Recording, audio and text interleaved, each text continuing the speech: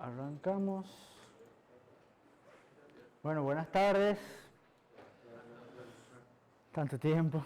Hoy arrancamos tema nuevo, como decía, codificaciones de fuente, pero siempre vamos a arrancar repasando lo que vimos el lunes, que hay varios que me han dicho que no han visto el video del lunes.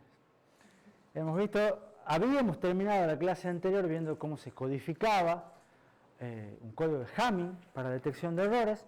Hemos arrancado viendo cómo se decodifica un código de Hamming, que la idea es calcular un patrón de bits que se denomina síndrome. El síndrome permite identificar exactamente cuál es el bit que dio error o que eventualmente generó error.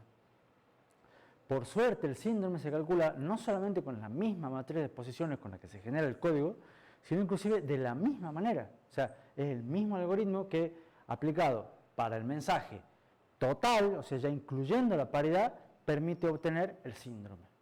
Entonces, cuando hace el codificador de la misma manera, puede hacer la decodificación. Entonces, es fácil y sencillo y hacemos un 2 por 1, digamos. Pero es ya sobre el dato recibido. Sobre el dato original, aplicamos hace el cálculo de paridades y obtenemos el mensaje codificado. Sobre el mensaje codificado, aplicamos de vuelta el cálculo de paridades y obtenemos el síndrome. ¿Se entiende? Es ideal para práctico. Ahora, el síndrome, si es igual a 0 o si es nulo, indica que no hubo errores y el mensaje fue recibido tal cual fue enviado. Y como hemos dicho recién, si es distinto de nulo, me dice exactamente cuál es el bit que tiene error. Pero bueno, esto permite corregir, permite corregir errores de un bit. ¿Estamos? ¿Por qué? Porque si se acuerdan, hemos dicho que los códigos de Hamming tenían una distancia igual a 3. Permitía detectar errores de 2 bits, pero corregir errores de hasta 1 bit. Entonces, tienen una idea medio complicada, medio simple, porque se puede implementar fácil, pero no es la gran cosa y no es muy práctico en la vida real si me permite corregir solamente 1 bit. Entonces ahí aparecen los códigos Reed-Solomon. ¿Qué son los códigos Reed-Solomon? Una especie de código de Hamming, pero que tiene una distancia mucho mayor. Inclusive es igual a la cantidad de bits de paridad que agregan más 1. ¿Está? Entonces acá uno puede tener un código de Reed-Solomon de 32 bits y ya me permite corregir hasta ¿cuántos errores? 22.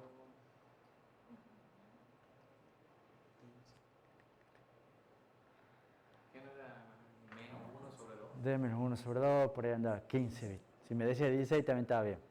¿Por qué? Porque en general se corrigen para una distancia de Hamming D, se detectan D menos 1 errores y se corrigen hasta D menos 1 sobre 2. Entonces, los códigos de Reed-Solomon ya son más usados, son más complejos, por supuesto, esto ya no hemos visto cómo se los hace, y son buenísimos para corregir errores en ráfagas, porque detectan una ráfaga continua de errores de 16 bits, 23 bits, una cosa así. Entonces son muy usados por eso para detectar todos los tipos de errores en ráfagas, como por ejemplo CDs con rayones, códigos de barra que le falta un pedazo, y todo ese tipo de cosas. Después hemos visto códigos convolucionales, que son muy buenos para corregir errores aleatorios, errores de bits simples o bits dobles, pero ya de cualquier lugar de bit. Los códigos convolucionales lo que tienen de diferente de todos los otros, que todos los otros eran códigos de bloques, ¿se acuerdan? Que manejaban bloques de tamaño fijo para generar el código de paridad. Los códigos convolucionales no, lo van generando a medida que van llegando o que van recibiendo el mensaje. Entonces, el codificador permite trabajar con bloques de cualquier tamaño, con mensajes de cualquier tamaño. Lo que tienen estos códigos convolucionales es una especie de memoria de profundidad tamaño K, que lo que hace esa memoria hace que el valor que ustedes van a codificar depende de los valores recibidos o codificados anteriormente. Esa es la especie de memoria. Y para codificar, el código resultante depende del bit a transmitir y, como digo, de los K-1 valores anteriores. Los códigos convolucionales, a la larga, cuando los vamos generando, generan un patrón que se conoce como diagrama de Trellis, que es un entramado, que a la larga es una máquina de estados finitos, porque creo que está, no está puesto, pero es una máquina de estados finitos, pero que desde un estado no pueden pasar a cualquier estado, sino solamente a algunos estados posibles. ¿Estamos? Les limita las combinaciones. Y eso permite que cuando ustedes reciben, saben que si estaban en un estado y recibieron algún mensaje codificado, tienen para ir para uno de dos lugares, o para acá o para acá. Si es este, seguro recibí este dato. Si es el otro, recibí este otro dato. Y si no es ninguno de los dos, hay un error. ¿Se entiende? Eso es lo bueno de los diagramas de Trellis. Bueno, ahí sí está, los codificadores son implementados como máquinas de estados finitos. Y para decodificar eso se utiliza un algoritmo que se lo conoce como algoritmo de Viterbi. En general, algunos de estos codificadores también se los conocen como codificadores Viterbi, que lo que hacen es, bueno, para cada código calculan la distancia de Hamming y a partir de ahí eligen de las combinaciones posibles cuál es la que tiene menor distancia de Hamming y la asumen como esa la correcta. ¿Preguntas hasta aquí? ¿Qué vimos después? Que si tenemos unos códigos que son muy buenos para hacer errores aleatorios y otros para hacer muy buenos para errores por ráfagas, que eran los dos tipos de errores que teníamos, ¿qué se puede hacer? Hay gente que dice, bueno, usemos los dos y los ponen los dos juntos, uno primero y el otro después. ¿No? Eso se llaman códigos concatenados y de esa manera, combinando los dos de manera secuencial, se corrigen errores de todo tipo. ¿Estamos? O por lo menos se busca, se intenta corregir errores de todo tipo. Con esa idea de los códigos concatenados a alguien se le ocurrió, che, y si en vez de ponerlo uno después del otro, hacemos uno serial y ponemos múltiples códigos convolucionales en paralelo, utilizamos instrucciones matriciales o cosas así para procesar múltiples datos en paralelo y lo hacemos más rápido. Uy, qué buena idea. Y eso es la esencia de los códigos turbo. Ponen muchos códigos convolucionales en paralelo, pero la diferencia es que el mensaje que mandan a los distintos codificadores convolucionales están permutados, o sea, hay una variación para que no sea el mismo mensaje. Y después los decodificadores conversan, un proceso iterativo, para ponerse de acuerdo en, che, ¿qué crees que me están mandando? Yo creo que te están mandando tal símbolo, ah, sí, yo también pienso lo mismo, se ponen de acuerdo y llegan a una solución, convergen, digamos, a una solución que es la decodificación. Uno tiende a pensar que eso, como es un proceso iterativo, suele ser más lento, pero en realidad, como se hace todo en paralelo, si se lo hace bien, a pesar de ser iterativo, es mucho más rápido. Y por ende, los códigos turbo son los que mejor performance tienen hoy en día. Preguntas, allá. Cuando se encuentra un error con el diagrama de Trellis, Sí. que tienen que elegir dos caminos, Sí. si elige mal un camino, todo el resto del código está mal. Sí. Sí. ¿Qué se hace ahí? Y bueno, ¿cómo sabes si está mal?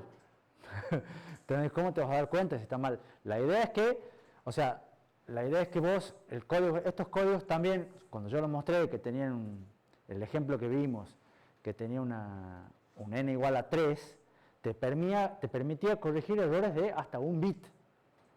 ¿Te acordás? Entonces, si vos recibías errores de 2 bits cambiados, la distancia de Hamming te va a dar menor al valor incorrecto. ¿Me seguís? ¿O me siguen todos en realidad? Entonces vos vas a tener más errores y vas a estar decodificando mal un valor, entonces vos decís, che, al final me están llegando mal los datos. Bueno, pero eso es porque el código convolucional que vimos, por ejemplo, tenía una distancia de Hamming tanta. ¿Entendés?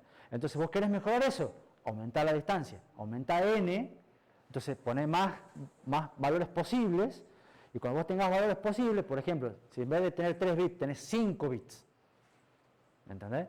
Entonces ya en tus estados vos siempre vas a pasar a 2 o 3, entonces no vas a tener todas las permutaciones completas, te fallan 2 bits, ya lo vas a detectar y vas a decir, es este. ¿Se entiende? Y la idea siempre es corregir el error, detectarlo bien y corregirlo bien. ¿Entendés? Eventualmente lo haces más grande a la ventana, a la profundidad del algoritmo. ¿Se entendió? No me acuerdo, pero estaba en algo, está en el tema anterior, pero creo que la distancia de Hamming tenía que ver con la profundidad, con n, o con n o con k, o con uno de los dos, no me acuerdo en este momento, pero estaba en la diapositiva, creo. ¿Alguna otra pregunta? Bueno, si no hay preguntas, vamos de vuelta a nuestro esquema conocido, en el cual ya hemos visto, por suerte, todo lo que es codificación de canal. Lo hemos visto dos partes. Primero hemos visto lo que es codificación de línea para generar las señales. Después hemos visto codificación de canal en sí, que es el agregado de redundancia. Hemos visto modulaciones para ver cómo transmitimos eso. Hemos visto un poco desordenado. Y ahora, para cambiar el orden, vamos a terminar con la última parte de lo que es codificación, o sea, entre la fuente y el canal, nos queda el bloquecito que es codificación de fuente.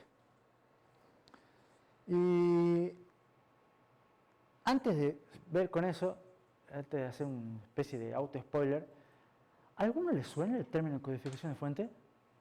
¿Alguno lo ha leído? ¿Cree haber visto en algún momento? Yo creo que trata sobre... Yo creo que sí lo escuché, pero no me acuerdo. FT creo que hay. ¿Le suena algún término, algún concepto, alguna idea? ¿O estamos en blanco, una hoja en blanco total?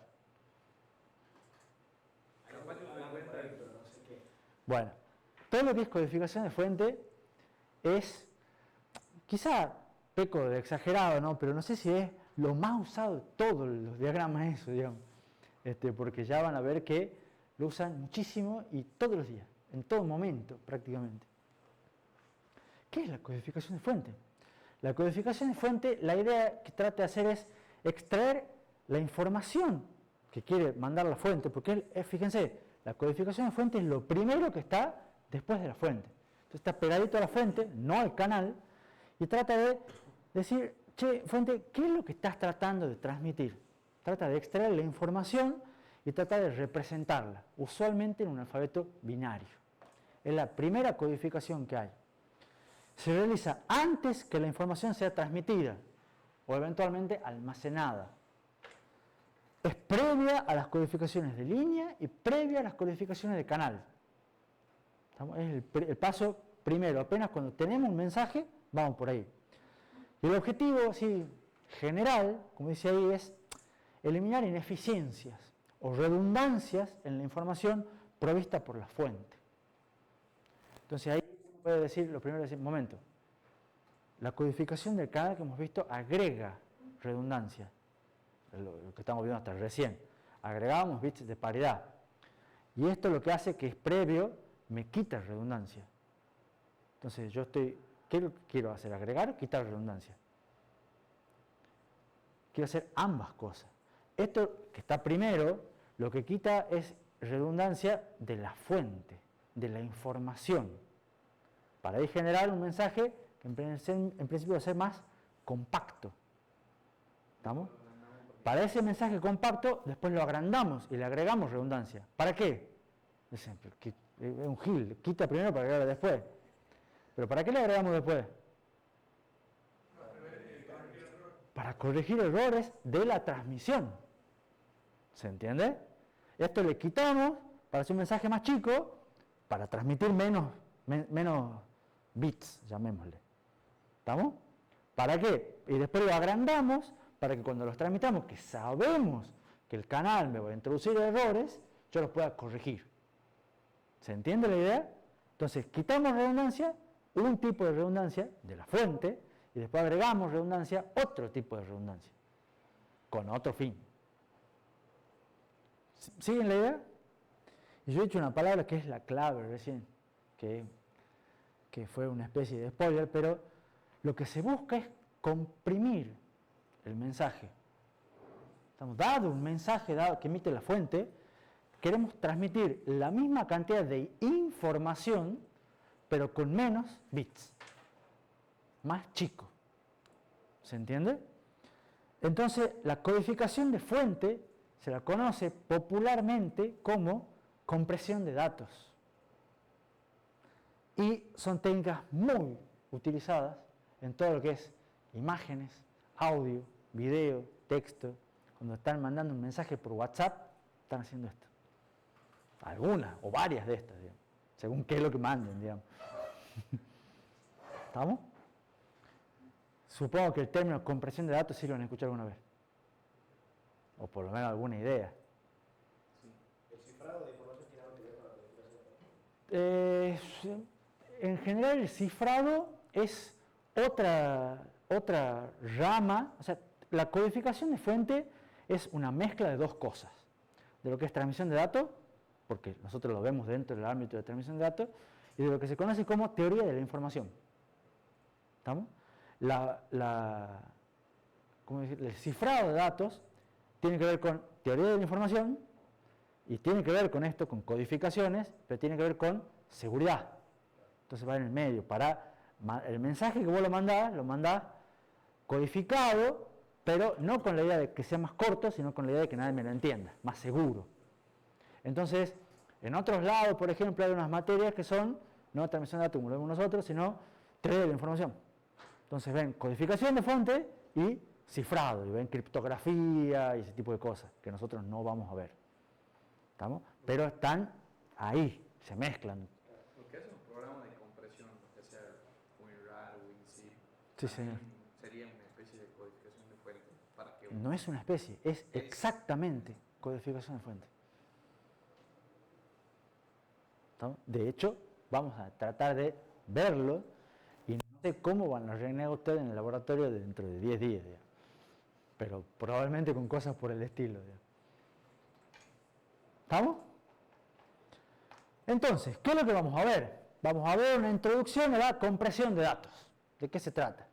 Vamos a ver una introducción a la teoría de la información, porque necesito dar algunas cosas que algunas ya hemos mencionado. ¿Se acuerdan, por ejemplo, el nombre de Shannon? Que lo voy mencionando en el tema 2, tema 3, bueno, también está, porque el tipo que en el año 50 dijo, che, esto se hace así, y hizo un montón sacó creo que un paper, un artículo, pero que de ahí se desprendieron todas las ramas de que estamos hablando, digamos. Él que dijo, fuente, canal, básicamente, y a partir de ahí hizo los códigos y todo lo demás se cuelgan de Shannon. Pero bueno, necesito que hablemos de ciertas cuestiones que tienen que ver con la información. ¿Por qué? Porque de vuelta es transmitir la misma cantidad de información. Entonces, ¿cómo hago para, dado un mensaje, extraer realmente la información válida, la información útil de ese mensaje? ¿Se entiende? Para eso necesitamos teoría de la información. Y después vamos a ver codificaciones sin pérdida de información y codificaciones con pérdida de información.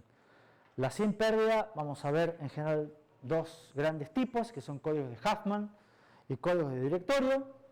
Y vamos a ver en las codificaciones con pérdida un poco de lo que es la transformada discreta del coseno, que suena espantoso. Vamos a tratar de suavizarlo de algún modo. ¿Alguno ha visto alguno de estos términos? ¿O le suenan un poco más? Capaz que no. Ya lo vamos a ver. Entonces, la información de la fuente, cuando una fuente, yo digo que me entrega un mensaje, me entrega información, en realidad me entrega un tipo de mensaje que lo puedo dividir en tres partes, digamos. Por un lado está la información básica. ¿A qué le llamo la información básica? Es la información relevante, es la información útil, es la información que, digamos, contiene lo más importante del mensaje. ¿Está claro? Y esa es la que debe ser transmitida para poder reconstruir el mensaje. A veces, un mensaje también tiene información redundante. ¿Qué es información redundante? Es información que puede ser repetitiva o predecible. Ya cuando digo yo 2 o 3 veces lo mismo, ya es, bueno, pero ya lo has dicho antes. O sea, la primera vez estaba bien, ya la segunda más o menos, la tercera ya está diciendo lo mismo varias veces. ¿Se entiende? O a veces predecible. Ya vamos a ver algunos ejemplos, pero cuando uno ya sabe lo que va a pasar, entonces ya no hay información, porque yo ya tengo la información. ¿Se entiende? Ya vamos a ver un poquito más después de ese ejemplo. Pero todo eso es información, entonces parte del mensaje y es información redundante, porque no hace a la esencia misma del mensaje, sí, a la información básica. Y además hay información irrelevante. ¿Qué es la información irrelevante? Son directamente datos que en general nosotros no los podemos percibir. ¿Por qué? Porque resulta, ¿cómo captamos nosotros la información? A través de, a ver, ¿cómo saben? ¿Cómo captamos la información? Es fácil. ¿Cómo sabemos? Sí. ¿Cómo captamos la información nosotros? Y son sentidos. Perfecto, con los 5 sentidos. ¿No?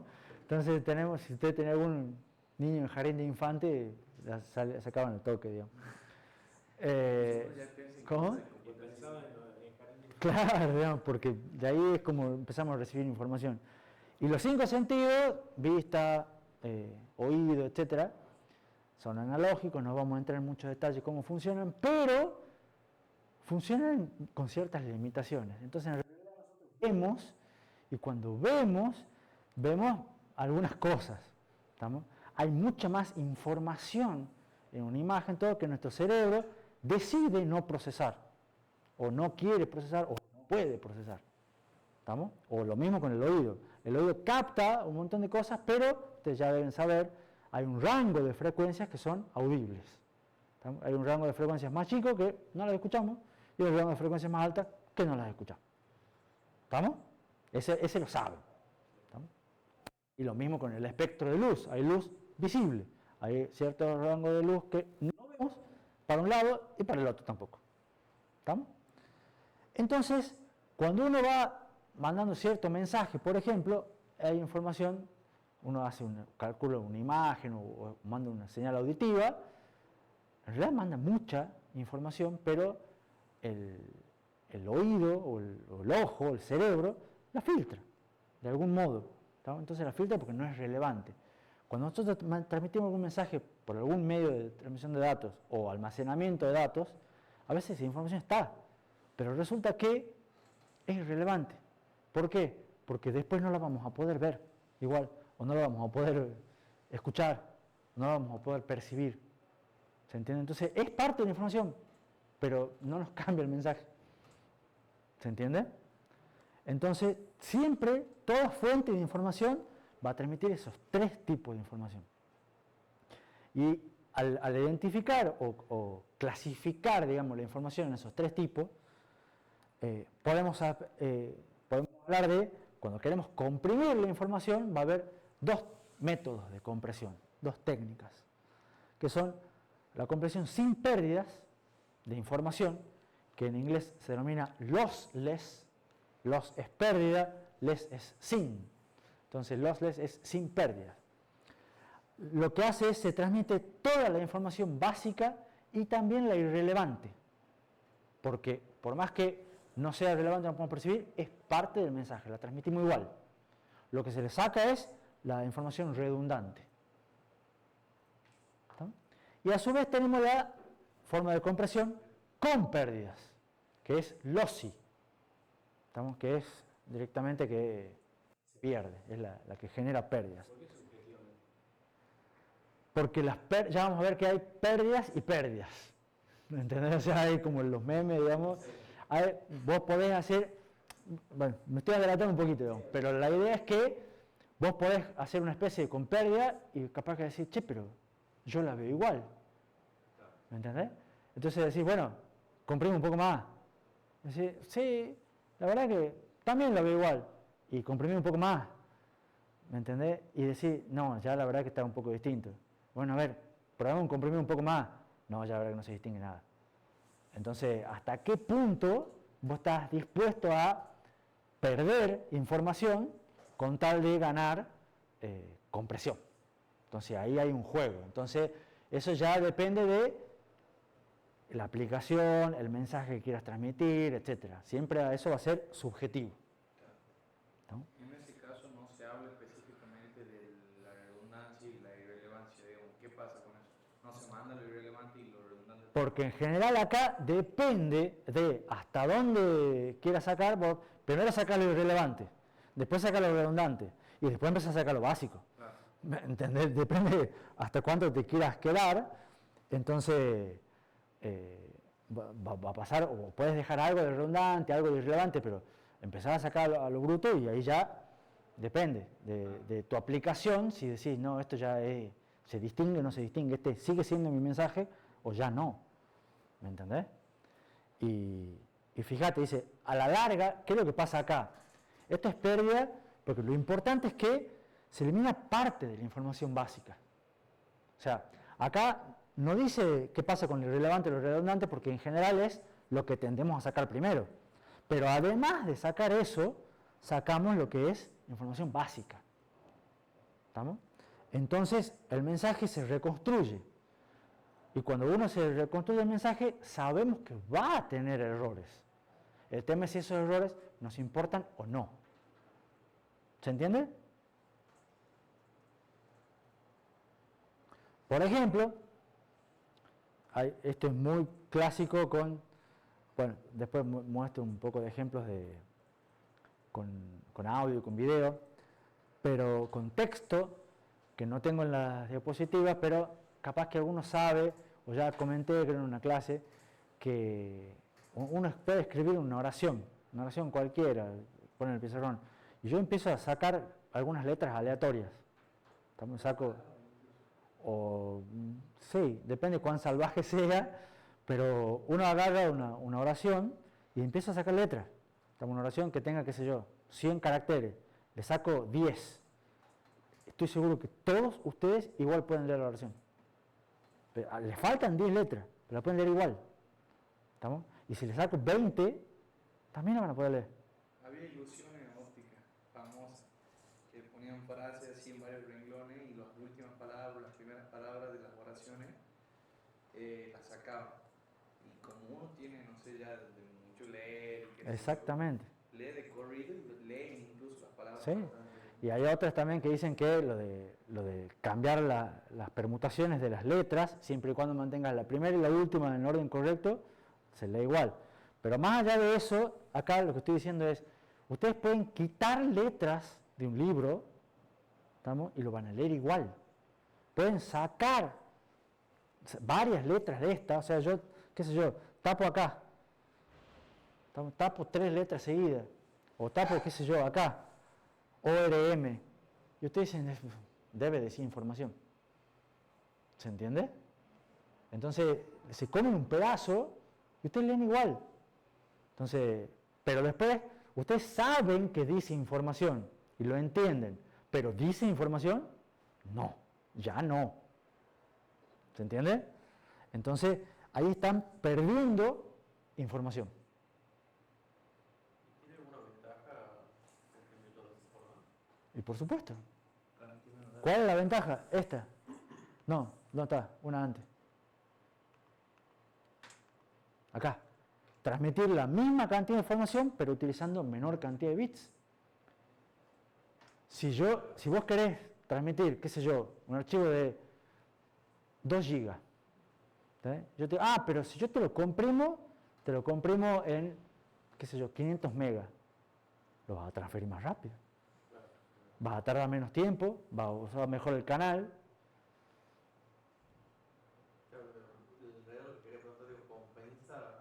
Ahí, bueno, el compensa tiene que ver con esto. Hay pérdida.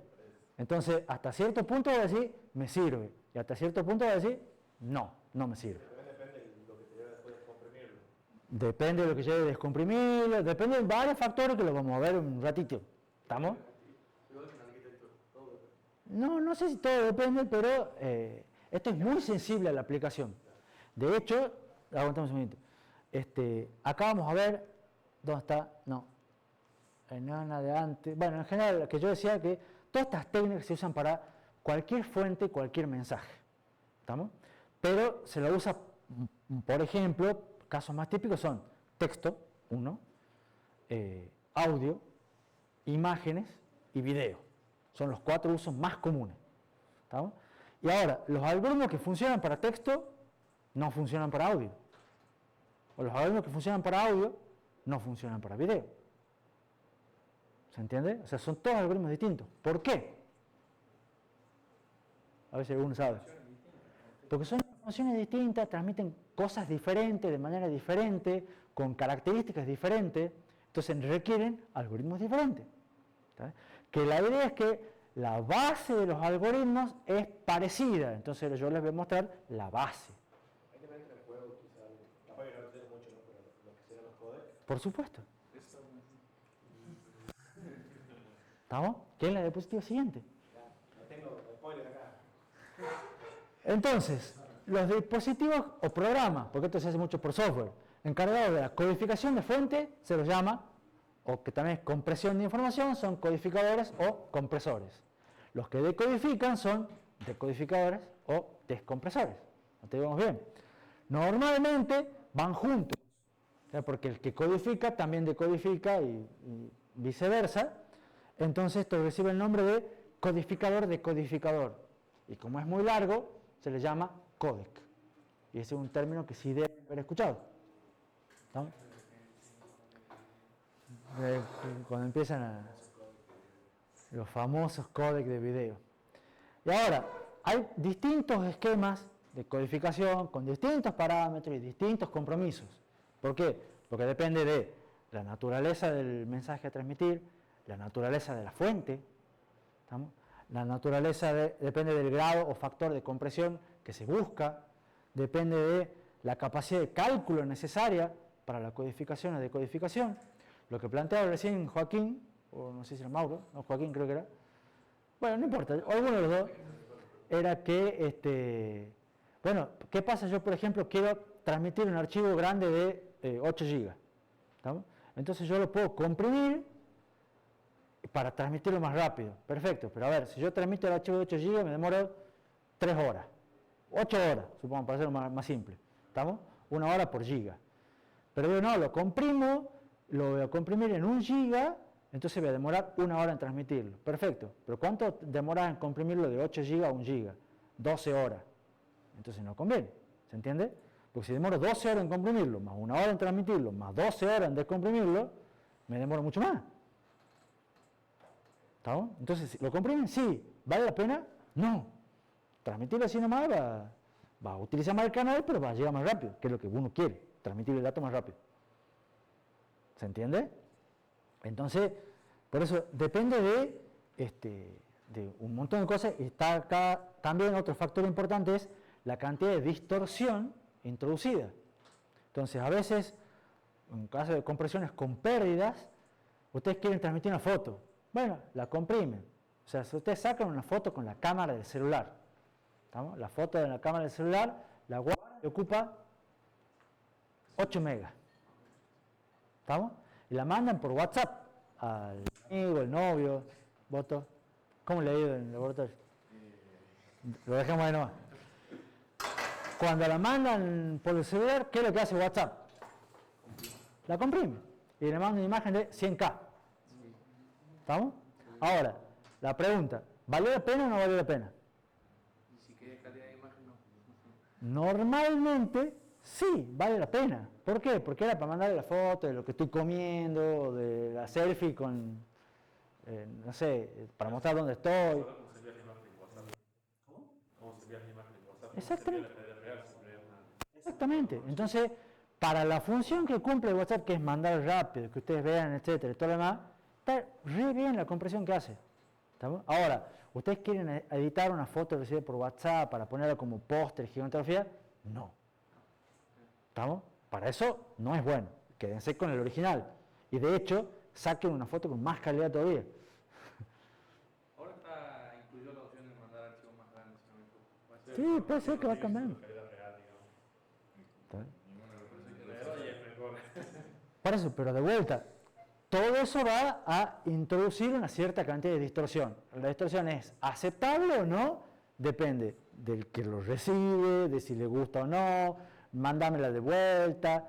Y bueno, eso ya hay un montón de factores en el medio. ¿Vamos bien hasta acá? ¿Se entiende la idea general de lo que vamos a ver?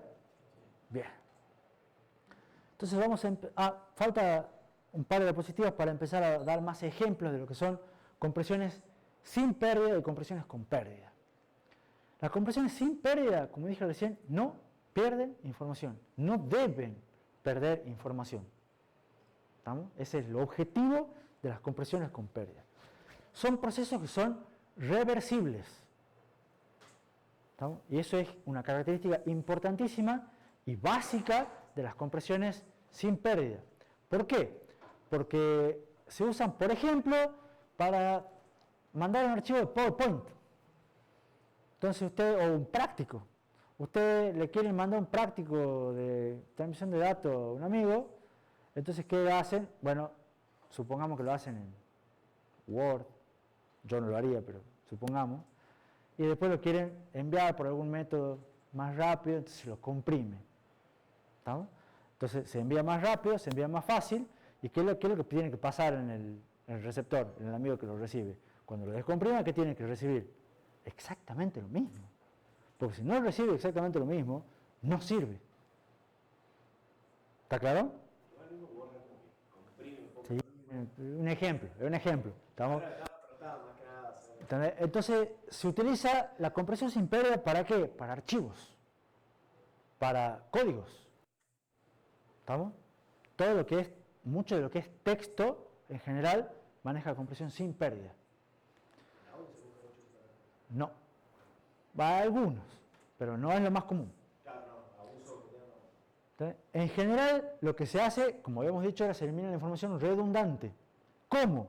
Por ejemplo, la redundancia se la obtiene estadísticamente. Por ejemplo, este es un ejemplo muy simple. Resulta que ustedes van a encontrar, van a transmitir una cadena de bits en los cuales van a transmitir 1, 1, 1, 1, 1, 1, 1, así, 16 veces. ¿Estamos? Entonces, en vez de, supongamos que estos son bits o son caracteres iguales a 1, no importa, pero a la larga ustedes están transmitiendo un montón de veces lo mismo. Entonces podrían decir, che, repetime tantas veces tal carácter y chao. ¿Se entiende? Entonces, Creo que en el caso del audio tendrían que hacer los archivos .FLAC, que se llamaba, que no tienen. sí, señor. Esos son un tipo de archivo de audio, de compresión, sin pérdida. Hay varios.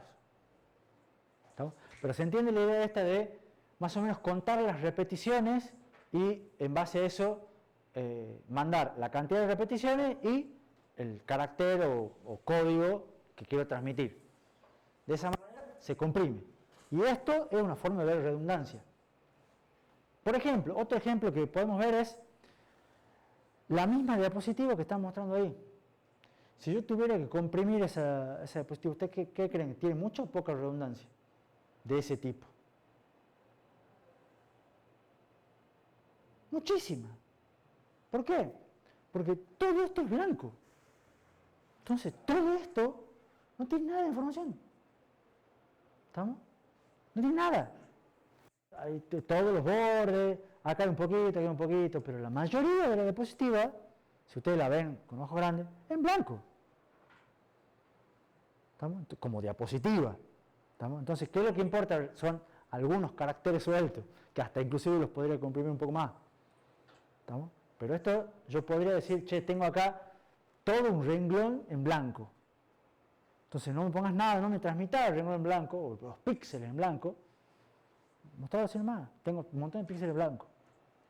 ¿Se ve, por ejemplo, la redundancia? ¿Se entiende? Ahora, todos los primeros métodos que empezaron a hacer compresión sin pérdida se basaron en el concepto de entropía, que es lo que empezó con Shannon, siguió con Huffman y todos esos muchachos mediados del siglo pasado, y lograban obtener una buena compresión, pero era difícil obtener factores de compresión mayores a 2:1, o sea, comprimían a la mitad, más o menos. Lo cual era bueno, pero era una especie de limitación. Después aparecieron los algoritmos de compresión sin pérdida Lempel-Siv, que los desarrollaron en conjunto un señor de apellido Lempel y otro de apellido Siv.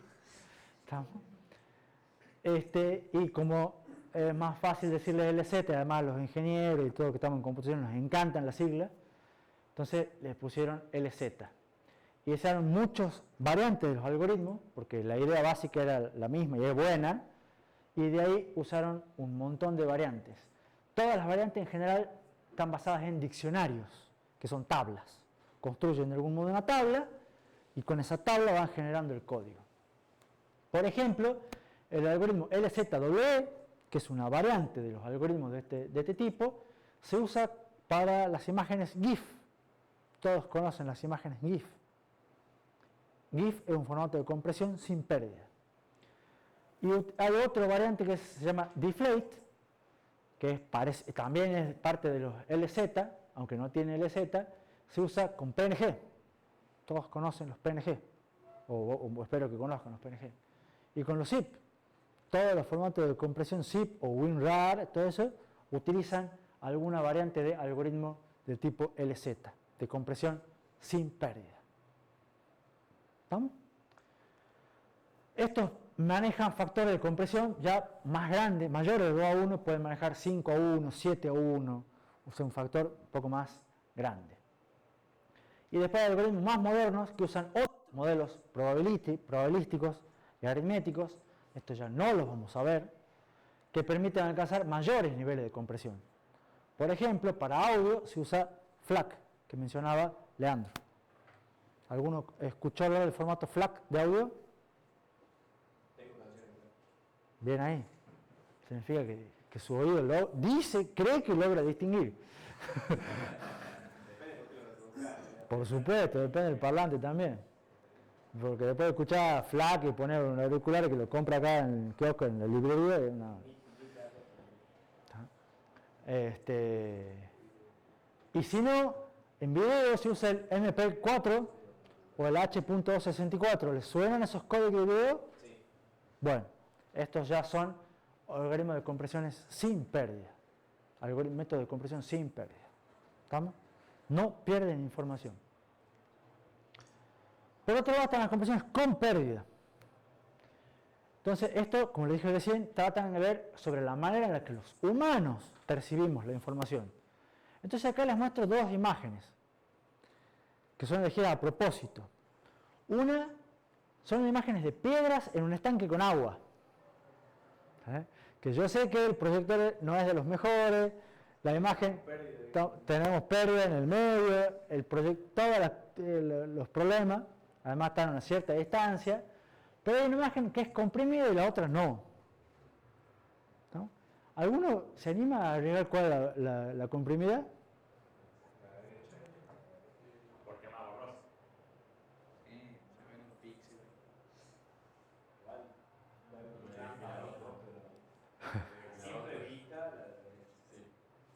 A simple vista la de la derecha.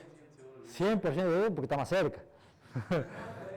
No, por eso. Bueno, pero vamos, si ustedes ven un pantallazo así, tampoco es tan obvio, ¿o sí?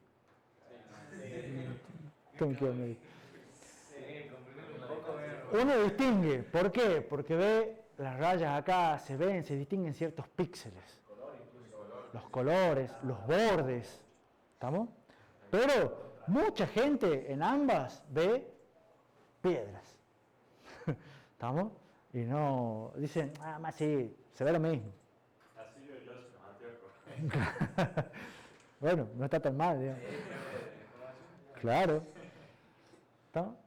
Entonces, esto es un ejemplo de una imagen sin compresión y una imagen comprimida. ¿Estamos? Ustedes dicen, se puede ver los píxeles. ¿Estamos? Se distinguen, los bordes son más cuadrados, los colores son más difusos. ¿Estamos? Acá es más nítido. Estamos tan claros en imágenes, todos ya conocen lo que son las imágenes pixeladas, entonces ahí vemos cuál es un ejemplo en compresión de imágenes, una compresión con pérdida. Estos toleran cierta pérdida de información. Entonces, depende de qué queramos hacer nosotros con esta imagen, esta imagen nos puede resultar útil o no. ¿Estamos? Ustedes dicen, yo les quiero mostrar, miren, por ejemplo, qué bien que se ven las piedras. Ustedes van a decir, no se ven bien las piedras. ¿Estamos? Se ven pixeladas. Pero si les quiero mostrar, lo quiero poner de iconito de algo, entonces se va a ver chiquitito en un celular, pasa. Nadie distingue nada. Entonces, como les decía, estas están en constante compromiso. Cuanto mayor sea la compresión, menor va a ser el tamaño. más fácil va a ser de transmitir, pero mayor pérdida de información van a tener. Eso es lo que se hace con las miniaturas. Eso es lo que se hace, una cosa que se hace con miniaturas. ¿Está? Estos procesos son normalmente irreversibles. Una vez que se comprime un mensaje, una imagen o lo que sea, con un método de compresión con pérdida, después no es posible reconstruir el mensaje original. Van a reconstruir un mensaje parecido al original, pero no es el original. ¿Estamos? El proceso es irreversible. ¿Está claro eso? La mayoría usa método de compresión basado, como les dije, en la que se conoce como la transformada discreta del coseno. ¿Alguno lo escuchó nombrar? No, no deberían. Y es un algoritmo creado por Nasir Ahmed. Ese les debe sonar menos todavía. Pero tiene dos cosas muy curiosas. Y por eso lo menciono, digamos, y le puse su línea en la diapositiva. El tipo creo que es indio, que creó el algoritmo, sí, bueno, podría ser de Bangladesh, digamos, pero no sé, que hizo el algoritmo de la transformada discreta del coseno, que la mayoría de compresiones con pérdida viven en Yerba Buena. Así, sobre la Perón, por si alguno anda por la zona, digamos. Lo cual me parece, por lo menos, curioso. No lo quería dejar de mencionar, digamos. ¿Y cómo me enteré de esto? Porque salió en la Gaceta del año pasado, del año pasado. Y no por esto, sino por una serie de televisión. ¿Alguno escuchó hablar de la serie de televisión This Is Us? Bueno, en un capítulo de no sé qué temporada, los de esa serie le hacen un homenaje al tipo porque en la pandemia todo el mundo se puede comunicar, haciendo videollamadas por WhatsApp y clases por Meet y por Zoom y por todas esas cosas, que WhatsApp, Meet, Zoom y todo lo demás usan la transformada discreta del coseno para que nos podamos ver en videollamada en tiempo real. Entonces, se ha utilizado mucho en pandemia y han hecho un capítulo de la serie en homenaje a esto. Y cuando se han puesto a averiguar dónde está el tipo, han dicho, está en Tucumán, entonces sería en la Gaceta. Y como anécdota, si alguno conoce la serie, o la ha visto, o lo quiere ver, lo puede buscar para ver que es verdad. Digamos. No sé en qué capítulo ni qué temporada, pero se lo puede buscar. Digamos. 83 en América, indio. O sea, indio que se fue a Estados Unidos y obtuvo la ciudadanía. Digamos. Pero bueno, me parecía curioso mencionar lo que está acá en Tucumán, digamos. Porque está casado con una tucumana. ¿Y cómo lo veo acá? Más cerca que al café científico. El café científico podría ser. Por proponerlo, digamos. Proponerlo a los organizadores del café científico, no estaría mal. ¿Eh? Bueno, ¿quiénes usan la transformada discreta del coseno? ¿Qué algoritmos usan? ¿Les suena JPG? ¿Les suena MPG? MP3, cámaras digitales, todos los celulares hacen esto, porque ya las cámaras están acá, ya no existe la cámara digital, sino están en los celulares. Entonces les permite elegir con qué calidad guardan la foto, para ver si lo guardan con mucha pérdida de información o menos pérdida de información. Streaming, todo el streaming que hacen de audio y de video, todo funciona con esto y muchísimos más. ¿Estamos? Formato RAW en general es sin pérdida. Es el crudo. Es más, no sé si esa es compresión. Creo que directamente es con bien. Sí, entiendo yo que es así. No, de ahí vos lo puedes comprimir con pérdida o sin pérdida. ¿Estamos? Pero, por supuesto, no todos estos, fíjense, ¿por qué existe un MP3 y un JPG? Los dos hacen más o menos lo mismo, la transformada discreta del coseno. Pero uno lo hace para audio y el otro lo hace para imágenes. Porque lo hacen de distinta manera. ¿Por qué? Porque la información redundante es de distinta naturaleza en ambos. O sea, la información redundante de un audio no es la misma información redundante que de un video, que de una imagen. Y el PG sería como el hijo de los. Sí, pero distinto. Claro, ¿Me entendés? ¿Por qué? Porque son distintas imágenes que tienen distintos algoritmos, entonces se busca la idea hecha por o sea, la idea de la transformada discreta del coseno aplicada a audio va a generar tales algoritmos. La idea aplicada a imágenes va a generar tales otros algoritmos. ¿Se entiende? Son particularizaciones. Y fíjense que esto tiene todo que ver con lo que es multimedia, es lo más común. ¿Estamos? ¿Preguntas hasta aquí?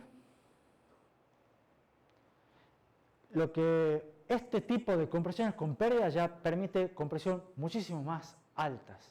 Acá estamos hablando de factores de alrededor de 50 a 1. De hecho, estas imágenes tenían un factor de, creo que 30. Esto ocupa más o menos 150K y este 5. Y ustedes dicen, se nota. Para el año que viene le voy a poner uno con 15 o con 20, vamos a ver si se nota. Eso también se puede elegir y todas las cosas. ¿Vamos bien hasta acá? ¿Quieren que siga o hacemos un recreo? ¿Sigamos un poquito más? ¿O no? ¿O quieren hacer un recreo? Ay, silencio. 5 minutitos más. Ahora, todo eso fue la introducción, para que sepamos de qué estamos hablando. Ahora vamos a empezar con la parte más aburrida, que es medida de la información. Vamos a lo que es la parte de teoría de la información. ¿Por qué? Porque cualquiera de estos algoritmos lo que tratan de hacer es obtener la información relevante, la información básica de una fuente. ¿Estamos? Entonces, lo que nos tenemos que preguntar es, ¿cómo sabemos cuál información es básica? ¿Cómo sabemos cuál información es relevante? Y eso es una de las cosas que se preguntó Shannon. ¿Cómo hago para, dado cualquier fuente, obtener o identificar cuál información es relevante, es básica y es la que tengo que transmitir? Entonces, la idea principal de todo lo que es la teoría de la información es que el valor informativo de un mensaje depende de cuán sorprendente sea. O sea, cuanto más sorpresa cause, más inesperado sea el mensaje, más información tiene. Y al revés, cuanto más esperado, cuanto menos sorprendente sea, menos información trae. Es un concepto quizá difícil de entender al principio, pero con un par de ejemplos espero que lo traten de hacerse la idea, por lo menos, digamos. Fíjense que yo ahora les estoy transmitiendo mensajes, ¿estamos? Pero ustedes saben qué es lo que yo voy a decir a continuación. Normalmente no, ¿estamos? Entonces, si ustedes no saben lo que yo voy a decir, cuando yo diga la próxima oración, va a causar algún tipo de sorpresa para ustedes. A algunos los sorprenderá más, a algunos los sorprenderá menos. Algunos dicen, bueno, pero yo me jugaba que iba a decir eso. ¿Estamos? Pero hay algún tipo de sorpresa. Entonces, cuanto mayor sorpresa les cause, mayor información se supone que tiene ese mensaje. ¿Estamos? Si ustedes ya saben por antemano, si de alguna manera ustedes dicen, vamos a tratar de adivinar qué es lo que dice Nicolás después. ¿Estamos? Y alguno adivina, cuando yo transmita el mensaje, ese va a decir, pero yo ya sabía lo que me iba a decir, ya sabía lo que iba a pasar, entonces no me causó sorpresa. Entonces, ¿cuál es la información que me brindó ese mensaje? Ninguna. ¿Se entiende? Es la clásica de los spoilers. ¿Estamos? Otro ejemplo es que tiene que ver con, fíjense, cuando Shannon hace todo esto, porque es el que inventó todo esto, estableció un par de axiomas. Un evento cuya probabilidad de ocurrencia, porque todo tiene que ver con probabilidades, si la probabilidad de ocurrencia de un evento es 1, o sea el 100%, ese evento no transmite ninguna información. Si ustedes ya saben qué es lo que va a pasar, cuando pasa no van a aprender nada, porque ya lo sabían. ¿Estamos? Y además, cuanto menor sea la probabilidad de un evento, mayor va a ser la cantidad de información que transmite. Y eso es la palabra era monótonamente decreciente, o creciente, digamos, si ponen, la cantidad de información es mayor. ¿Estamos? Entonces, el ejemplo es, otro ejemplo común es, o podemos tratar de ver, yo les puedo transmitir, la oración siguiente que les voy a decir es qué número va a salir en la quiniela de la noche, la vespertina o la de mañana, no importa. Anotar. ¿Estamos? Entonces, yo les voy a decir el número, y el número que va a salir es el 83. Ahora la pregunta que yo les hago es, ¿cuál es la probabilidad que realmente salga el 83? ¿Cómo? La misma salga que cualquier otro. Bueno, sí, ponele. Pero la probabilidad es baja. Estamos, o sea, yo no sé, ustedes no saben si yo tengo una bola de cristal o no, y puedo adivinar el número, pero realmente la probabilidad de ir a comprar yo les puedo identificar cuál es el talón del Tuki 10, no sé, que dice que hay muchos millones de pozos acumulados, pero ni sé cómo es el juego, pero la idea de cuál es el número que va a salir en la quiniela, la probabilidad es baja. Entonces, pueden ganar, pero en realidad hay una probabilidad baja. Entonces, si yo les digo 83, o les puedo haber dicho 42, ¿cuánta información realmente lo estoy transmitiendo?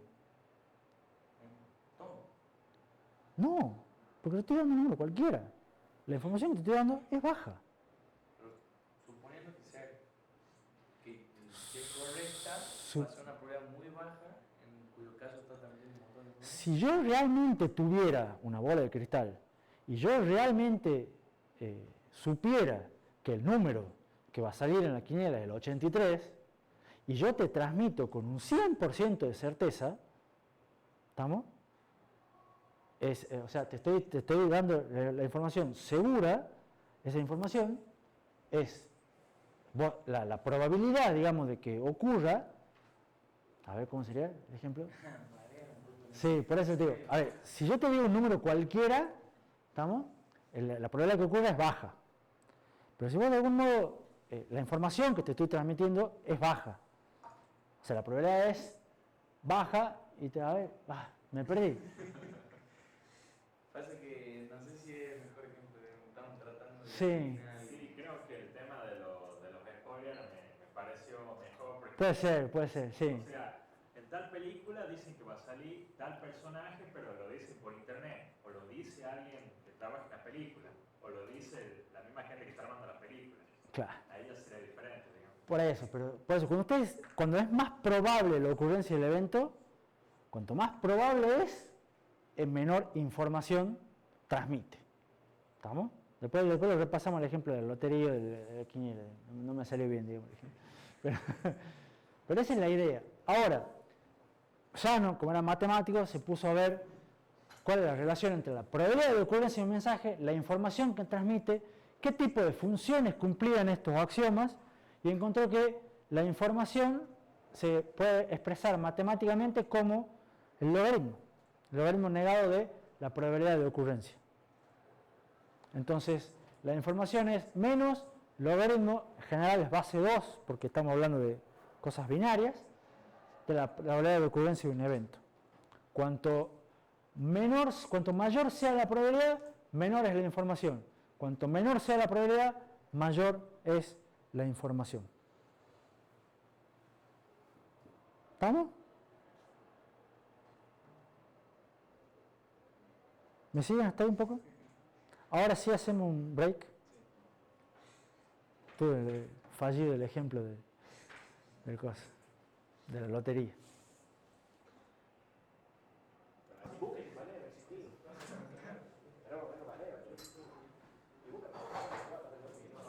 Continuando un ratito más. Lo importante de esto por ahora es que se queden con la ecuación que está abajo y la idea de que cuanto menor sea la probabilidad del evento, mayor es la información que transmite, más valiosa es la información. Entonces, dijimos que las fuentes generan los mensajes, pero las fuentes van a generar mensajes según de qué tipo de fuente sea y cómo sea la fuente, la característica. Hablábamos, yo le daba ejemplo de, hay mensajes que son de audio, mensajes de video, mensajes de texto. En general, las fuentes las podemos clasificar de varias maneras. Yo les voy a contar 3, que son con las que vamos a trabajar nosotros, usualmente. Vamos a trabajar con fuentes discretas. ¿Qué son fuentes discretas? Que utilizan un alfabeto básico para codificar la información. Ese alfabeto está compuesto por un conjunto definido de símbolos. O sea que no tiene una cantidad infinita de símbolos, sino una cantidad finita de símbolos discretos. Se le denomina mensaje entonces a toda secuencia ordenada de símbolos que pertenecen a ese alfabeto. ¿Estamos? Y lo más fácil para entender esto es, una fuente discreta puede ser el idioma español o el idioma inglés. ¿Estamos? Está compuesto por una serie de símbolos a los cuales le llamamos popularmente letras, y un mensaje es una secuencia ordenada de letras que pertenecen al alfabeto. Clarísimo, ¿o no? Bueno, ahora hagan la abstracción y piensen la misma idea para una imagen o un audio. ¿Estamos? Una imagen está compuesta por píxeles. ¿Estamos? Píxeles van a estar en un conjunto definido de símbolos que van a ser valores RGB o algún otro tipo de valores. ¿Estamos? Y de ahí van a ir construyendo una imagen. Los audios van a estar compuestos por frecuencias, usualmente, y señales senoidales. La idea es que se puede calcular la probabilidad de aparición de cada símbolo en el mensaje. O sea, yo por ejemplo les puedo dar esta diapositiva y les digo, calculen cuál es la probabilidad de ocurrencia de la letra A. Entonces, ¿qué es lo que ustedes van a tener que agarrar acá? Todas las letras y caracteres que hay en esta diapositiva, incluyendo los espacios, los puntos, y van a decir, bueno, en total tiene, qué sé yo, 300 caracteres. ¿Cuántas letras A hay? 22. Entonces, ¿cuál es la probabilidad de ocurrencia de la letra A en esta diapositiva? 22 sobre 300. ¿Se entiende?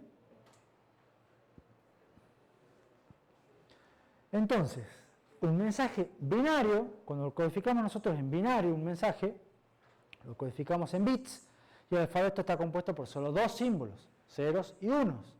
Hasta ahí ustedes ya se empiezan a sentir más cómodos.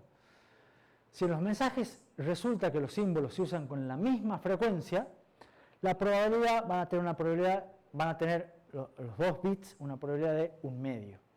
¿Estamos?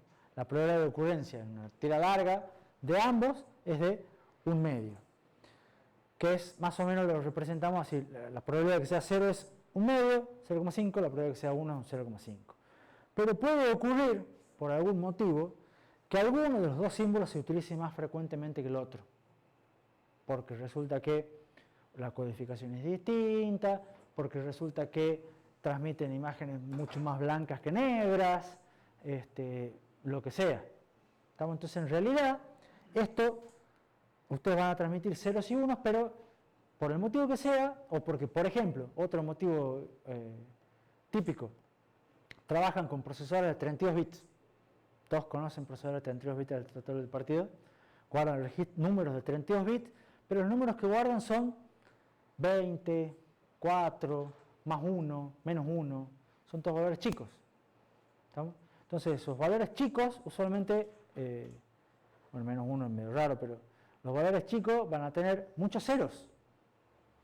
¿Estamos? Porque con 4, con 5, 8 bits me alcanza. Entonces voy a tener un montón de bits más. Entonces voy a transmitir muchos más ceros que unos. Si quiero transmitir números chicos almacenados en 32 bits. La cuestión es que puede pasar que haya una distribución que no sea equitativa. Y cuando tenemos una distribución no equitativa, ahí se rompe un poco las cosas. Ya vamos a ver cómo, digamos. A su vez, para la fuente discreta siempre tenemos un alfabeto y tenemos una cantidad finita de símbolos. Otro tipo de caracterización de fuentes es fuentes con memoria o sin memoria. ¿Qué es una fuente sin memoria? Lo que dice ahí. Es una fuente en la cual la probabilidad de ocurrencia de cada letra es independiente de las anteriores. ¿Está? Entonces, por ejemplo, yo les muestro dos mensajes. ¿Ustedes creen que pueden decir cuál de los dos es una fuente sin memoria?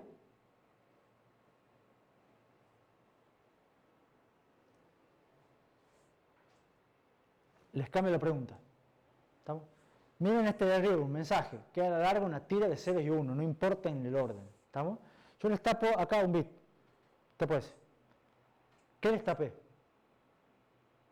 ¿Ustedes pueden llegar a deducir qué tapé, si tapé un 0, tapé un 1? En cambio yo acá tapo este. ¿Y ustedes qué dicen?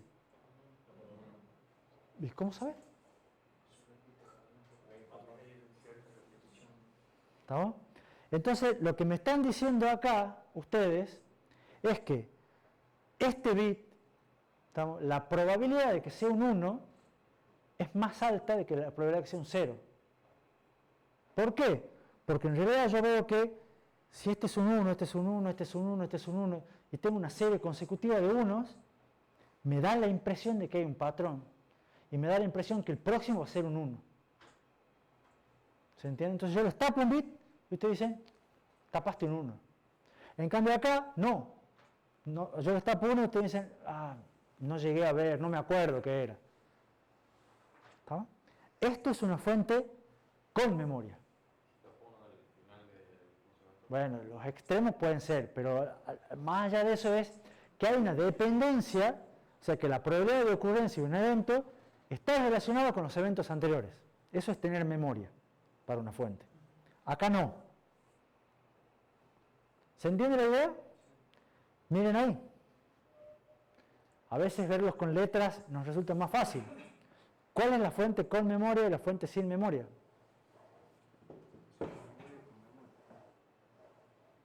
¿Está claro para todos que la fuente sin memoria es la de arriba? ¿Por qué? Porque esto es un conjunto de letras. En cualquier orden, no respeta ningún patrón parecido, no parece que la ocurrencia de esta letra acá no tiene absolutamente nada que ver con las anteriores. En cambio, la ocurrencia de esta letra acá tiene mucho que ver con las anteriores. La ocurrencia de esta Y acá tiene mucho que ver con las otras anteriores. ¿Se entiende? Esto es una codificación de fuente con memoria. Esto es una codificación de fuente sin memoria. Todos los idiomas que conocemos nosotros son fuentes con memoria.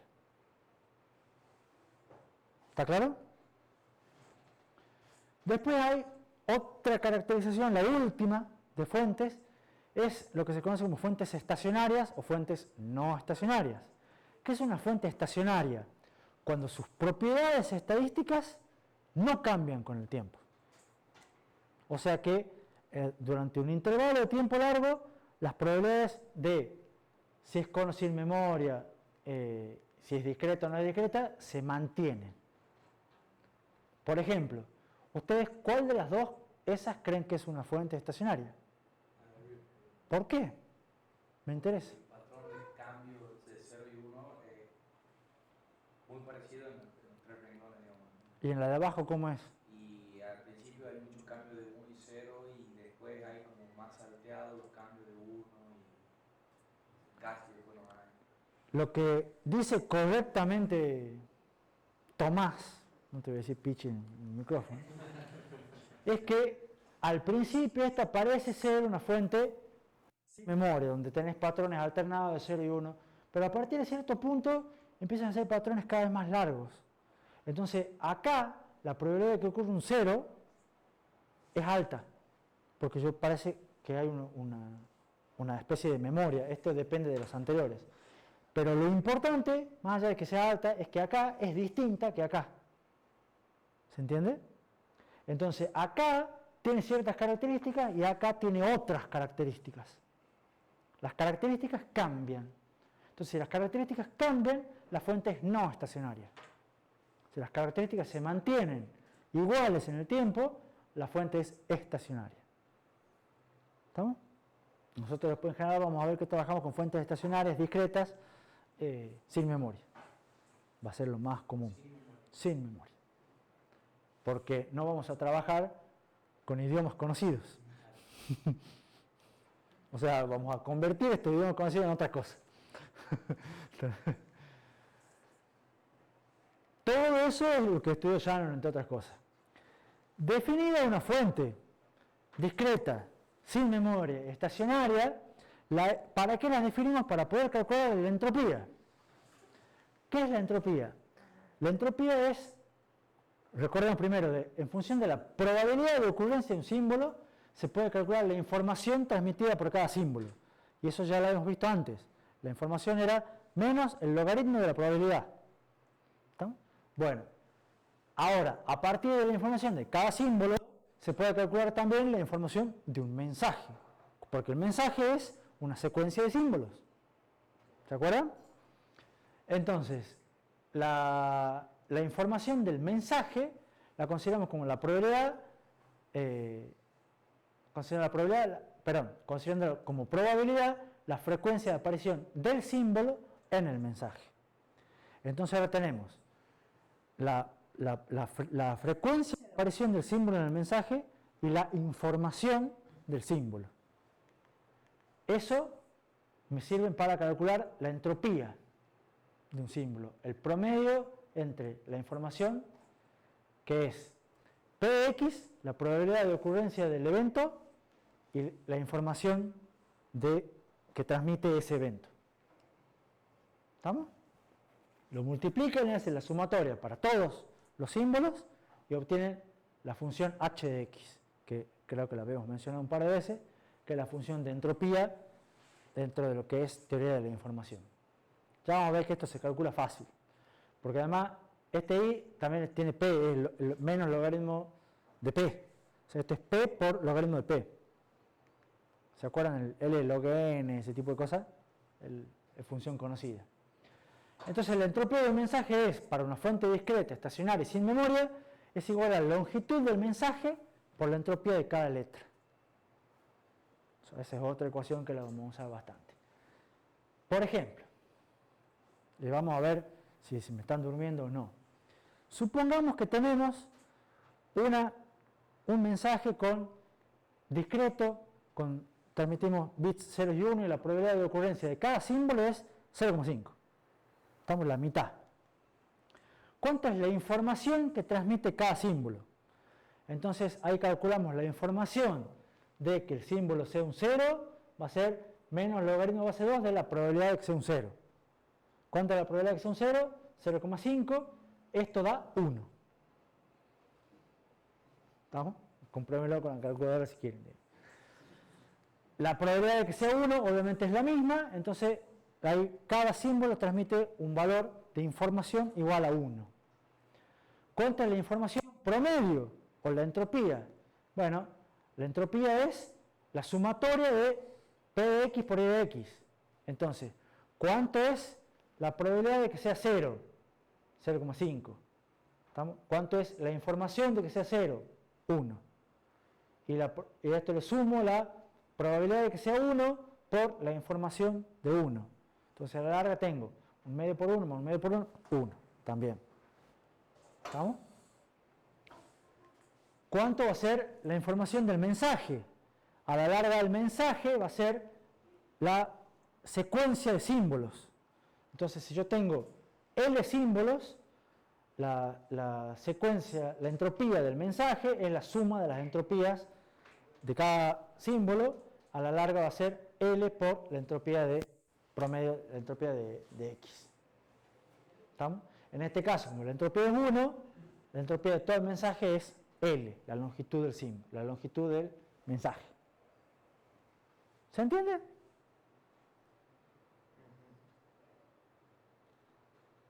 Más o menos. ¿Qué pasa con el ejemplo en el cual les mencioné? Resulta que por algún motivo no son balanceados las probabilidades. Y resulta que la probabilidad de ocurrencia de un 0 es de un 25% y la probabilidad de ocurrencia de un 1 es de un 75%, porque tengo muchos más unos que ceros. ¿Estamos? Entonces vamos a calcular la información de cada símbolo. La probabilidad de ocurrencia del 0 es el logaritmo base 2 de 1/4. Y esto me da 2. La probabilidad de ocurrencia del 1 es el logaritmo de 3/4 y esto me da 0,4. Ya no me dan números tan bonitos como acá. ¿Cómo se calcula la entropía? Bueno, la probabilidad de ocurrencia del 0, 1/4, por la información del 0, 2. Más la probabilidad de ocurrencia del 1, 3/4, por la información del 1, 0,4. Esto me da 0,81. Me da un valor menor. O sea, la entropía de esto es menor que la entropía de esto. ¿Saben qué quiere decir eso? Que si yo quiero transmitir algo, esto va a ser más fácil de transmitir que esto. Esto va a requerir menos, un canal más chico, o menos, lo puedo transferir con menos bits que esto. Cuanto más baja sea la entropía, en principio, es mejor.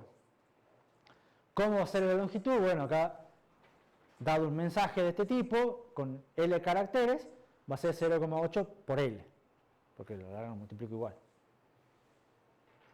¿Estamos? Entonces, en principio, esto me dice que sería mejor o sería más útil que las probabilidades no sean iguales. ¿Estamos? Sería mejor que los mensajes, los distintos símbolos tengan distintas probabilidades, que es algo que normalmente va a ocurrir. ¿Se entiende la idea? ¿Y se entiende cómo son los cálculos? ¿Puede repetir qué ganamos con el último cálculo? Ya lo vamos a ver, está puesto en las diapositivas que siguen, digamos. Porque es importante, digamos. Pero ¿se entiende bien esto? Menor entropía, mejor. La entropía define la capacidad mínima de un canal requerida para transmitir un mensaje sin errores. ¿Se acuerdan que además la fórmula de la capacidad del canal? Entonces, la entropía me dice que yo ese mensaje lo que puedo transmitir si tiene por lo menos eso. ¿Estamos?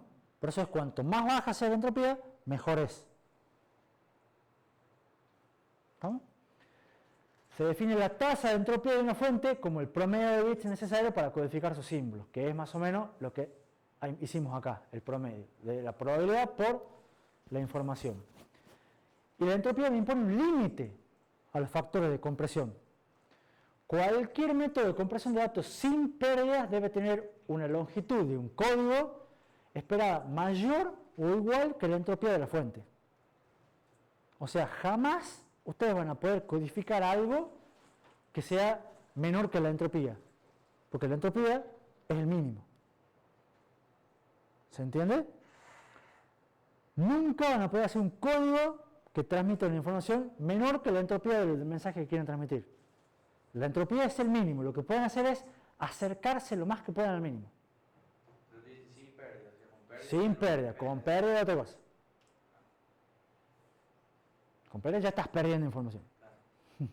¿Estamos? En caso a la entropía no le hace. Exactamente. Esto es para compresión sin pérdidas.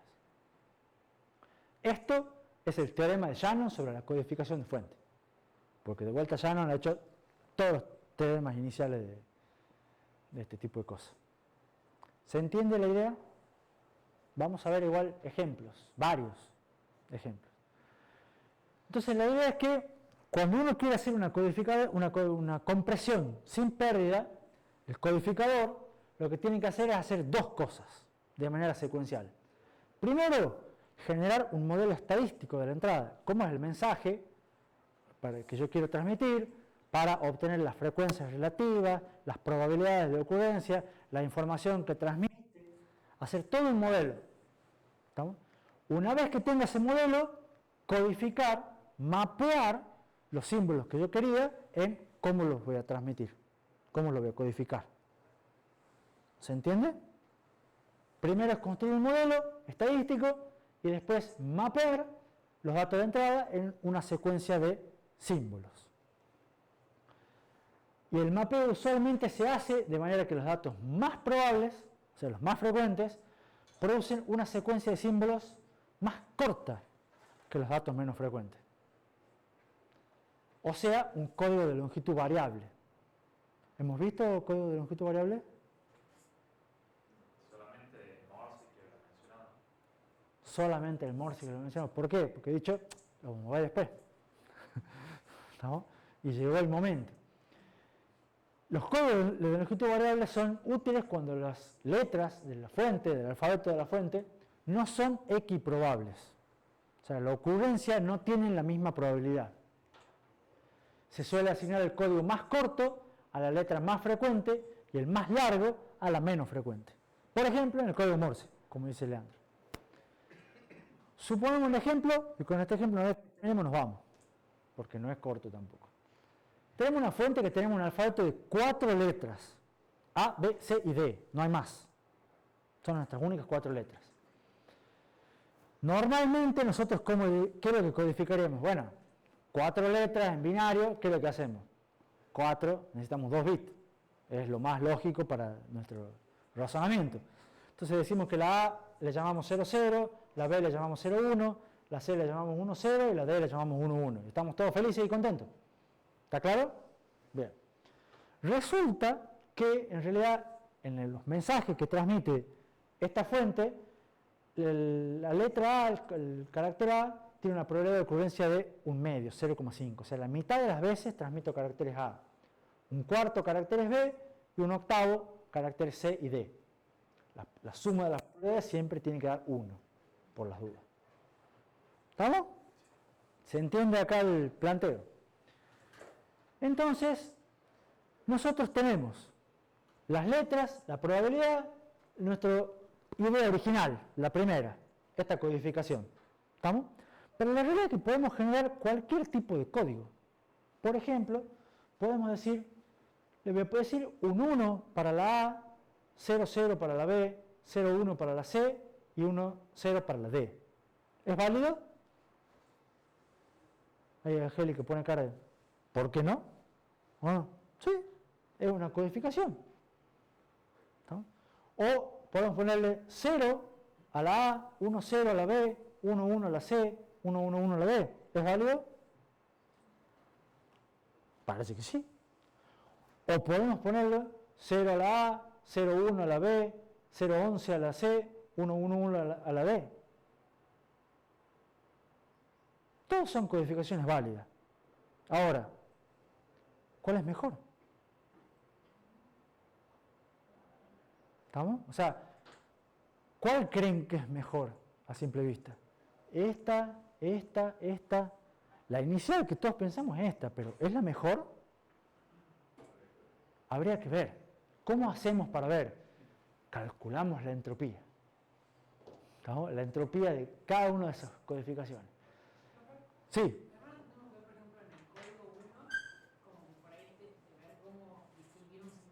Ya vamos a llegar. Acá está clarísimo. Yo voy a tener un 00 y una B. Un 01 y una C. O sea, vos los ves sueltos y decís, yo los distingo. ¿No? Ya vamos a ir a lo que apunta Natalia, digamos. ¿A dónde corta cada uno? Ya vamos. Supongamos que tenemos un mensaje de L letras. ¿Estamos? Normalmente calculamos el largo promedio como la suma de la probabilidad de cada uno con la codificación de cada una. ¿Cuántos bits necesito? Entonces, para el original, yo tenía para la A necesitaba 2 bits, para la B necesitaba 2 bits, para la C necesitaba 2 bits, para la D necesitaba 2 bits. Entonces, en promedio, ¿cuánto necesito?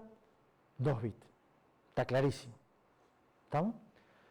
Para el código 1, para la A necesito 1 bit. Para esta 2, 2 y 2. Entonces tengo 1 bit, 2, 2 y 2. Y en promedio me da 1,5 bits. Esto es un código más corto. Los códigos 2 tengo 1, 2, 3, 3, 1, 2, 3, 3. Van a dar la misma longitud, que va a ser 1/2 por 1, 1/4 por 2, 1/8 por 3, 1/8 por 3 y me da 1,75 bits. Entonces, ¿qué me dice esto? Que en las longitudes, los códigos generados con el código 1 van a ser más cortos, pero van a ser mejores. ¿Sí? ¿Por qué? Además de calcular una entropía, porque Natalia dice, bueno, pero me da la impresión que me va a generar un conflicto acá con la decodificación. Entonces, yo recibo una secuencia 001, 001. ¿Estamos? ¿Qué estoy recibiendo? ¿Qué mensaje estoy recibiendo?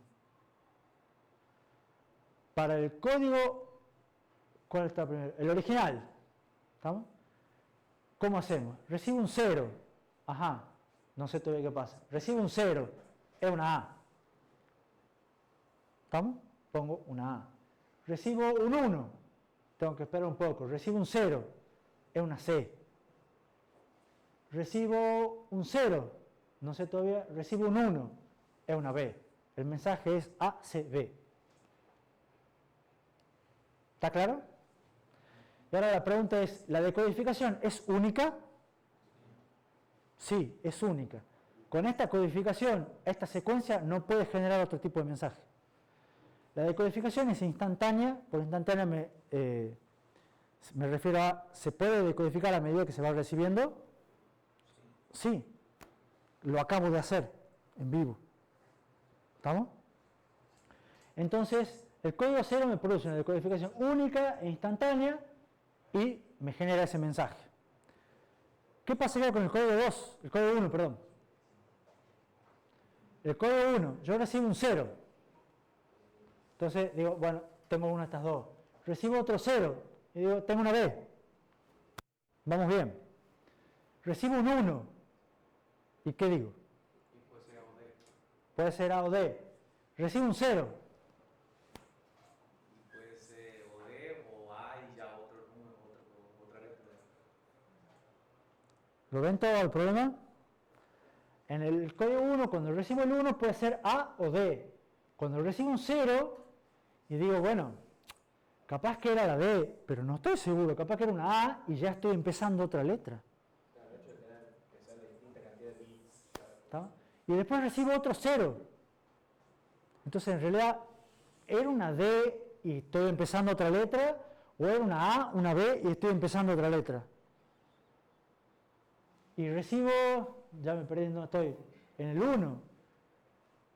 ¿Y qué es? ¿A, D, A? ¿O cómo vendría a ser? Podría ser D, B. A ver, esas combinaciones tengo. BA, BA o BDC. ¿Está bien o no? BA, BA seguro. Y B, D, C. También puede ser. Puede ser un mensaje incompleto también. Claro, que falte un... O que falte un mensaje incompleto. ¿Está? Hay varias. Entonces acá, ¿la decodificación es única? No. Es instantánea y en realidad tampoco. ¿Por qué? Porque tengo que seguir esperando para seguir viendo a ver hasta dónde, digamos. O sea, no sé cuántos bits voy a tener que recibir hasta realmente decodificar. Voy haciendo algo, pero ni siquiera estoy seguro de lo que voy haciendo. Vamos con el mismo ejercicio para el 3. Si ustedes hacen la secuencia por el código 3, me va a dar que es AABA. Y en realidad es AABA, pero no sabemos si termina o no. Porque yo siempre termino o con un 0 o con 3 bits en 1. Y este no es ninguna de esas dos condiciones. O sea, me da la impresión como que sigue. ¿Estamos? Pero, ¿es única? Sí. Porque no puede ser otra secuencia que no sea AABA. ¿Es instantánea? Sí. Porque también la puedo ir decodificando a medida que voy recibiendo. Y vamos con el último. Me genera AB, fíjense, me genera AB001, 001. Se repite. ¿Estamos? Acá la decodificación es única, sí, y es instantánea, no. ¿Por qué? Porque cuando yo recibo un 0, recibo otro 0, y digo, bueno, ya está, la primera es una A, la segunda empieza, el segundo 0 empieza algo. Recibo un 1, entonces digo, puedo estar acá o cualquiera de estas tres. Recibo un 0, entonces ya sé que era esta y empecé una nueva. Cada 0 empieza una nueva. pero como termina en 1, no sé si estoy acá, acá o en dónde estoy. O sea, tengo que seguir recibiendo. Entonces no es estrictamente instantáneo. ¿Se entiende? Entonces, si resumimos, tenemos el código original 2 bits, este era 1,5, estos dos 1,75. Esta era la codificación única, esta no, esta sí, esta sí. Esta era instantánea, esta no, esta sí y esta no. ¿Cuál es mejor? Solo nos van a interesar los códigos con decodificación única e instantánea. ¿Estamos? Entonces los códigos que no cumplan alguna de estas condiciones, chao. Nos queda el original, que es bueno, y el código 2. ¿Estamos? Y además de eso vamos a elegir los más cortos posible. Entonces el mejor de los dos es el código 2. El mejor de los 4 es el código 2. Para garantizar que la decodificación sea única e instantánea, la idea es que ningún código de estos, una más, ningún código sea prefijo de otros. Entonces fíjense que usted acá tiene un 0, pero este 0 que es un código, a su vez es el primer valor de los otros. ¿Se entiende? Entonces si un código es prefijo de alguno de los otros, entonces la decodificación no cumple la condición de que sea única e instantánea. Fíjense que en este no pasa. Porque el 1,0 no es prefijo de esto. ¿Se entiende? El 1,10 no es prefijo de este. ¿Se entiende? Y en este tampoco pasa. Entonces, digamos, llegamos a que el mejor código es el 2. Y ya debería terminar, pero una más, hagamos el esfuerzo. La idea es que para una fuente indiscreta sin memoria es posible construir un código que cumpla que su longitud sea mayor que la entropía, porque sí o sí tiene que ser mayor, y que sea menor que la entropía más 1. O sea, que esté acotado entre esos dos valores. Y eso va a ser el mejor código que se pueda construir. Lo más cercano a H posible. Entonces, ¿cómo hacemos en el ejemplo anterior? Calculamos la entropía. ¿Cómo es la entropía? Lo ponemos como, en el ejemplo anterior me refiero a el código 2, era. ¿Dónde estaba? Este, que tenía, las probabilidades eran un medio, un cuarto y un octavo. Y acá tenía 1, 2 y 3 bits. Entonces vamos de vuelta. Al calcular la entropía, y era un medio por logaritmo de un medio, más un cuarto por logaritmo de un cuarto, más un octavo por logaritmo de un octavo, más un medio por logaritmo de un medio. Eso me da 1,75. Entonces podemos definir la eficiencia como la entropía sobre el largo. El largo también me da 1,75, entonces en este ejemplo vale 1. No siempre va a suceder. Siempre en general el largo va a ser mayor que la entropía. ¿Está? Y me da para definir la redundancia como 1 menos la eficiencia, que era lo mismo que habíamos visto antes. En este ejemplo, la redundancia es 0. Significa que si yo puedo hacer un código que tenga promedio 1,75 bits, es lo mejor, porque es igual a la entropía. Y no voy a poder hacer nada menor, ningún código menor que 1,75. Y si hago un código con 1,78, es una bomba. Y si hago un código que tenga más de 2,75, es una porquería. ¿Se entiende? Entonces la pregunta que ustedes van a hacer es, bueno, ahora nosotros cuando, no sé por qué se me traba para ir a, cuando tenemos acá la tablita de las opciones de los códigos, yo se las he dado las opciones de los códigos. Y he dicho, este es el original, este es el código 1, el código 2, el código 3. Hemos visto que que el código 2 es mejor que el original. Pero ahora la pregunta que se les tiene que ocurrir a ustedes es, ¿cómo hacen para construir un código? ¿Cómo hacemos para generar un código? Y eso son los códigos de Huffman, que los vemos la semana que viene. ¿Estamos? porque ya no llegamos más.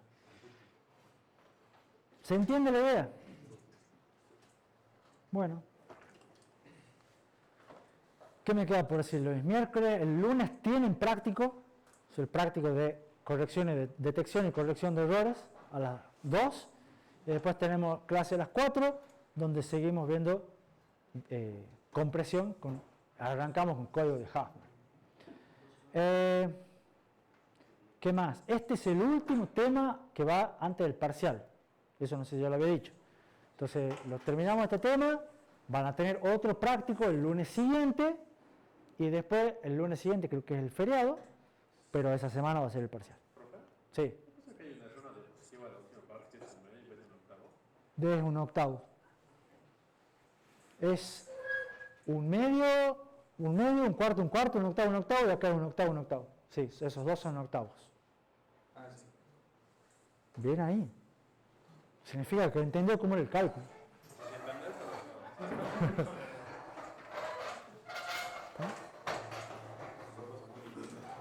Sí.